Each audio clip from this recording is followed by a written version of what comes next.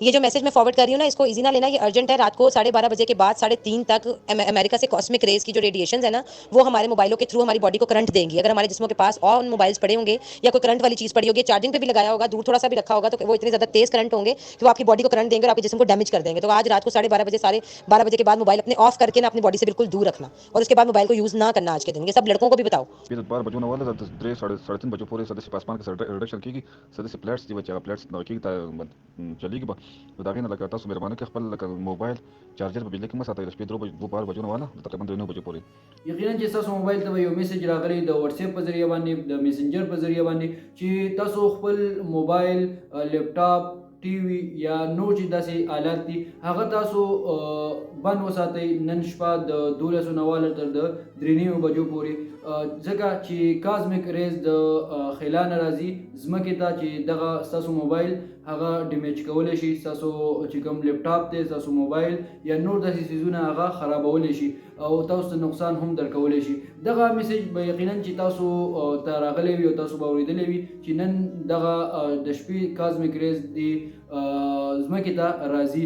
د دې ټول حقیقت در سره شریکوم چې آیا په دې کې څومره حقیقت دی، آیا داسې کیدی شي. اول موږ له کازمیک ریز پیژندل پکار دي چې کازمیک ریز دې څه شی نو دا سب اټامیک پارټیکلز دي چې دغه هغه سپیډ چې دی د نور د سپیډ هومره سپیډ دغه واخلي دغه ګین کی د هغې د وجې نه دغه د سپیس نه راځي ځمکې ته او دغه چې کوم سب اټامیک پارټیکلز دي یعنی دغه کې موږ سره نیوکلیس هم راتلی شي، د ایټم نیوکلیس شو، د نیوټران شو، پروټان شو، ټیک شو. نو دغه سب اټامیک پارټیکلز دي او دا د سپیس نه ځمکې ته راځي. دغه ریډیشن څوک کوي نو دغه د نور نه هم راتلی شي او دغه نور چې کوم پلانټس دي نو د هغې نه هم راتلی شي. نو دا هیڅ قسمه نقصان نه کوي، داسې هیڅ د یارې خبره نشته دی، هیڅ حقیقت په دې کې نشته دی.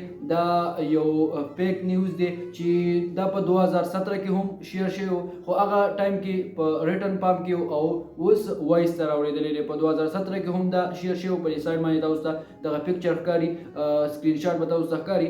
په 2019 کې هم دا شیر شوی چې داسې د 3:30 نه د 3:30 پورې د 12:09 3:30 پورې تاسو خپل موبایل بندې وساتئ. او دا په مختلفو وختونو کې دا شیر شوی دی د واتس اپ په ذریعہ باندې، د میسنجر په ذریعہ باندې یا نور چې کوم څیزونه دي د هغې په ذریعہ باندې دا شیر کیږي. په دې کې هیڅ حقیقت نشته، دا دروغ دي، دا یو فیک نیوز دی، یو افوا ده، یو فیک نیوز دی چې دا په مختلفو وختونو کې شیر کیږي صرف او صرف د خلکو د یرولو لپاره چې داسې چل به کیږي. نو که تاسو خپل موبایل فون بند کړئ او که بند نه کړئ تاسو ته هیڅ نقصان هغه نه رسي. البته خپل چارجر چې کله تاسو د شپې موبایل دی نو چارجر د ځان نه لرې کړئ، ځکه چې د دې د وجې نه تاسو سره حادثه راتلی شي.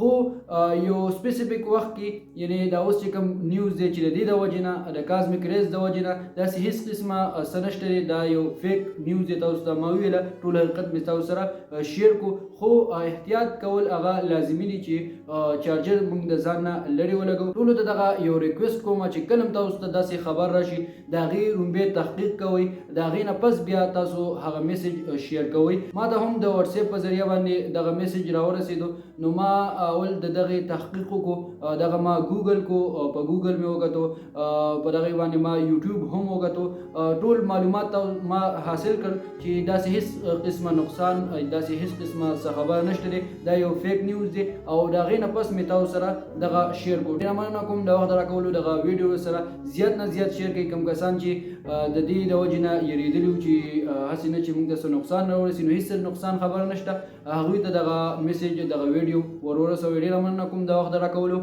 د لوی الله په امان.